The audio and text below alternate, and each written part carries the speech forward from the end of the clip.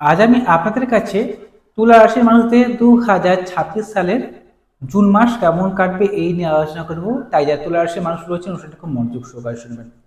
তুলা রাশি হচ্ছে কালপুরুষের সপ্তমতম রাশি। এই রাশির অধিপতি গ্রহ হচ্ছে শুক্র গ্রহ। তাই তুলা রাশির মানুষদের মধ্যে ব্যালেন্স করার ক্ষমতা থাকে বেশি, সবার সঙ্গে মিলেমিশে চলার ক্ষমতা দক্ষতা থাকে এবং এরা খুব সুন্দর গুছিয়ে কথা বলতে পারে এবং এটা সর্বদা লক্ষ্য রাখে যে এদের বিপরীত পক্ষের মানুষটি যেন এদের কথায় আকৃষ্ট হয় বা এদের কথায় যেন প্রভাবিত হয়। তাই জন্য এটা বেশি গুছিয়ে কথা বলতে পারে। এরা সমাজে নিচতলা মানুষ থেকে শুরু করে উপরতলার মানুষ সবার সাথে মিলেমিশে থাকতে পারে এবং ভালোভাবে এরা সামঞ্জস্য বজায় রাখার চেষ্টা করে। যে কোনো ঝামেলা ঝামেলা থেকে এরা দূরে থাকার চেষ্টা করে। কোনো ঝামেলা বা ঝঞ্ঝাট হলে সেই জায়গায় খুব ভালো সমাধানও এরা করতে পারে। আজকে তুলা রাশির মানুষদের 2026 সালের জুন মাস কেমন কাটবে এটা মূল আলোচ্য বিষয়। তাই যারা তুলা রাশির মানুষ রয়েছেন অনুষ্ঠানটি খুব মনোযোগ সহকারে শুনবেন। নমস্কার, আমি অ্যাস্ট্রোলজার প্রণবাচার্য। আপনারা দেখছেন অ্যাস্ট্রোলজার বেঙ্গলি। এই চ্যানেলে আপনাদের সবাইকে স্বাগত জানাই। আপনারা নতুন হয়ে থাকলে চ্যানেলটিকে সাবস্ক্রাইব করবেন, বেল চিহ্ন টিপবেন, অল নোটিফিকেশনে ক্লিক করে দেবেন। এরপর আপনার প্রত্যেকটি ভিডিও আপলোড করা মাত্রই আপনারা সবার আগে নোটিফিকেশনটি পেয়ে যাবেন।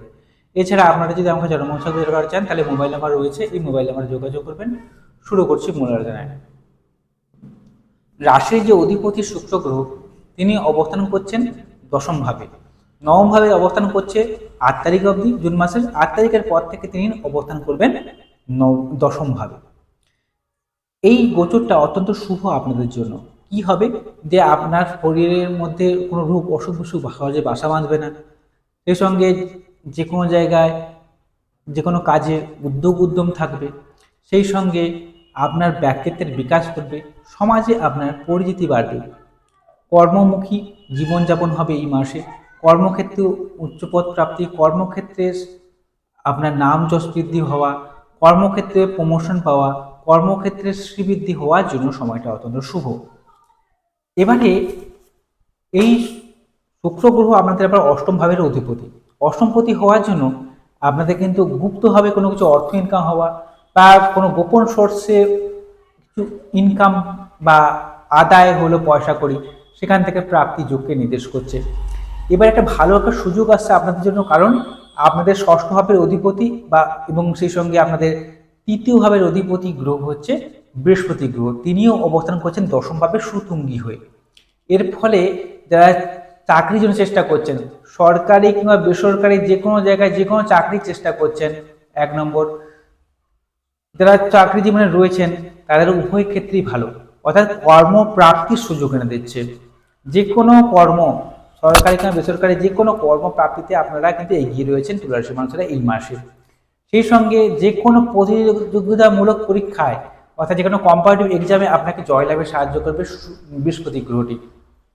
শত্রু নাশ করবে, যে কোনো শত্রুকে আপনি খুব সহজে পরাজিত করতে পারবেন। যে কোনো জায়গায় লোন নিয়ে থাকে লোনটাকে পরিশোধ করতে পারবেন। কোনো জায়গায় ব্যাংকিং লোন নিতে চাইলেও সময়টা শুভ। লোন নেওয়ার ক্ষেত্রে বা লোনকে পরিশোধ করার ক্ষেত্রে উভয় ক্ষেত্রে কিন্তু সময়টা শুভ।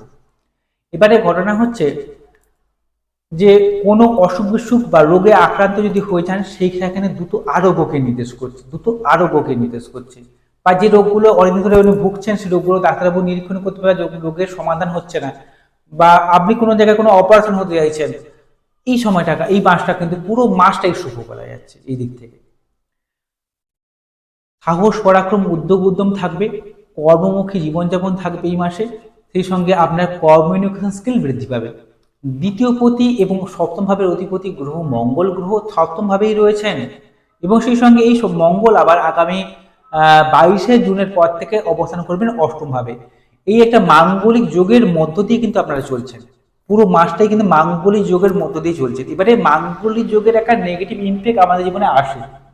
এবারে কাদের জীবনে আসবে? যাদের জন্মছকে মাঙ্গলিক যোগ রয়েছে। এবারে আপনি মাঙ্গলিক কোনো জাতক বা জাতিকা যদি হয়ে থাকেন এবং বর্তমান সময়ে যদি মঙ্গল গ্রহের দশা অনুসারে চলে আপনার, তাহলে এই মাঙ্গলিক যোগটা কিন্তু অ্যাক্টিভ হচ্ছে। তখন কি হবে? দাম্পত্য জীবনের সমস্যা, অর্থাৎ স্বামী স্ত্রীর মধ্যে ঝগড়া, অশান্তি, ছোটোখাটো চোটাঘাত লাগা, কোনো রকমভাবে অ্যাক্সিডেন্ট হওয়া ভয় দেখতে পাওয়া যাচ্ছে। যদি মাঙ্গলিক থাকে বর্তমানে মঙ্গল দশা অনুসারে চলে, তাহলেই কিন্তু ঘটনাটা ঘটবে, নাহলে কিন্তু ঘটবে না। এবারে ঘটনাটা হচ্ছে কি যে দ্বিতীয় পতি হয়ে সপ্তমে যাওয়ার জন্য এবং অষ্টমে গোচরের জন্য ব্যবসায় কিন্তু উন্নতি করাবে, বা আপনার শ্বশুর বাড়ির মানুষ যদি ব্যবসা করে থাকে সেখান থেকে আপনি লাভবান হলেন, বা তাদের সেই ব্যবসায় পরিধিটাকে বাড়িয়ে দিল আপনার কোনো কার্যকারিতা বা আপনার বুদ্ধিমত্তার জন্য, সেখান থেকে আপনি লাভবান হলেন বা সেখান থেকে আবার নাম ফেম বাড়বে। সমাজে প্রতিষ্ঠা পেতে এই মাসটা কিন্তু অত্যন্ত শুভ মাস।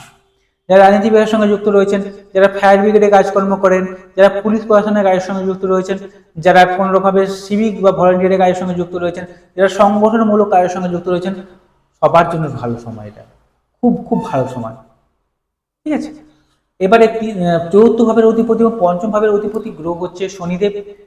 শনিদেব হচ্ছে আপনাদের তুলা লগ্নের জন্য রাজ্যকারী একটি গ্রহ। তিনি অবস্থান করছেন ষষ্ঠ ভাবে।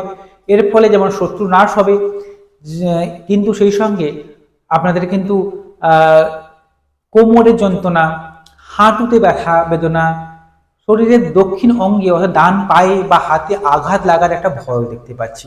ঠিক আছে, কোনো বিপদ কিছু হবে না, হলেও সেখানে পাশ কাটিয়ে আসবেন, কিন্তু সামান্য হলেও একটু সম্ভাবনাকে বাড়িয়ে দিচ্ছে। গৃহ সুখ বৃদ্ধি হবে। জমি জায়গা যদি কিনতে চান, ঘর বাড়িকে ভালোভাবে মেরামত করতে চাইছেন, তাহলে বলবো এই মাসটা শুভ মাস বা আপনাদের জন্য ভালো হবে। যারা উচ্চশিক্ষার চেষ্টা করছেন তাদের ক্ষেত্রে বলবো যে এই মাসে সুযোগ সুবিধাগুলো আপনারা পেয়ে যাবেন।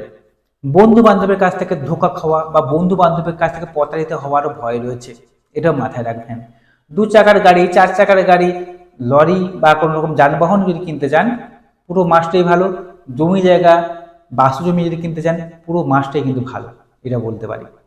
পঞ্চমভাবে রয়েছে রাহু। পঞ্চমে রাহু থাকার জন্য এই সময় আপনাদের কিন্তু চলতি প্রেমের মধ্যে একটা সমস্যা আসতে পারে। প্রেমের ক্ষেত্রে ভুল বোঝাবুঝি ভাব, বা প্রেমের ক্ষেত্রে আপনার আপনার যে বিপরীত পক্ষে যে ব্যক্তিটি রয়েছে সে আপনাকে ভুল বুঝলো, বা কোনো অন্য কোনো বিপরীত লিঙ্গের প্রতি একটা আকর্ষণ বা অবৈধ কোনো প্রণয়ের প্রতি ঝোঁক, এখান থেকে সমস্যা আসবে প্রেম জীবনে। আবার নতুন প্রেমের যোগাযোগ রয়েছে, তবে ভুয়ো প্রেমে জড়িয়ে যাওয়ার সম্ভাবনা বেশি পরিমাণে দেখতে পাওয়া যাচ্ছে বর্তমান সময়ে। জুয়া, লটারি, ফাটকা থেকে আচমকা ইনকাম বা এই সকল সোর্স থেকে অর্থ প্রাপ্তিকেও নির্দেশ করছে বর্তমান সময়ে। আপনার ট্যালেন্ট, বুদ্ধিমত্তার বিকাশ করবে এই সময়। এছাড়া আর কি হবে, আপনাদের নবম ভাবের অধিপতি এবং দ্বাদশ ভাবের অধিপতি গ্রহ হচ্ছে বুধ গ্রহ। তিনিও অবস্থান করছেন নবম ভাবে, এবং আগামী 21শে জুনের পর থেকে তিনি অবস্থান করবেন দশম ভাবে। অর্থাৎ নবম দশমের এই কানেকশানের জন্য আপনাদের কিন্তু ভাগ্য সহায় হবে। আটকে থাকা কাজগুলো আপনার উদ্ধার হবে। যে কাজগুলো আপনি বাধা পাচ্ছিলেন, যে কাজগুলো হওয়া করে হচ্ছিল না, বারবারে বাধার সম্মুখীন হচ্ছিলেন, সেই কাজগুলো কিন্তু আপনার উদ্ধার হচ্ছে। এদিক থেকে কিন্তু অত্যন্ত শুভ সময় আপনার বলা যাচ্ছে। আপনার কথার মাধুর্য বা কথার দ্বারা আপনি মানুষকে আকৃষ্ট করতে পারবেন। আপনি যারা কথা বেছে খান তাদেরকে সময়টা ভালো, যারা ব্যাংকে চাকরি করেন তাদেরকে সময়টা ভালো, যারা ফিল্ম মিডিয়ায় কাজকর্ম করেন, যারা মডেলিংয়ের কাজকর্ম করেন, যারা শৌখিন দ্রব্যাদির ব্যবসা করেন, যারা কোনো রকমভাবে আর্টিস্ট লাইনের সঙ্গে যুক্ত রয়েছেন, বিউটি পার্লারের দোকান করেন, সময় তাদের জন্য অত্যন্ত শুভ। সেই সঙ্গে যারা কোনো রকমভাবে শৌখিন দ্রব্যাদির ব্যবসা বা ওই নাচ গান, ছবি আঁকা, ঠিক আছে, এই সকল পেশায় কিন্তু অবশ্যই উন্নতিকে নির্দেশ করছে বর্তমান সময়। একাদশতম ভাবে অবস্থান করছে কেতু। এর জন্য কিন্তু মাঝে মাঝে কিন্তু এই অর্থ প্রাপ্তি হলো, প্রাপ্তিটা কিন্তু ভুলভাল খাতে ব্যয় হয়ে যাবে, বা যেটা আপনি আশা করছিলেন সেই আশাটা পেলেন ঠিকই, পেলেও সেই টাকাটা রাখতে পারবেন না, বা অযথা ব্যয় হয়ে যাচ্ছে। বন্ধু বান্ধবের কাছ থেকে ধোঁকা খাওয়া, বন্ধু বান্ধবের কাছে প্রতারিত হওয়ার জন্য এই মাসটা খুব সাবধান থাকা দরকার আমাদের, এটা মাথায় রাখবেন। পেটের সমস্যা, গ্যাসের সমস্যা, কোমরের নিচের অংশে ব্যথা বেদনা বা কোনো সমস্যা হওয়ারও ভয় রয়েছে এই মাসে।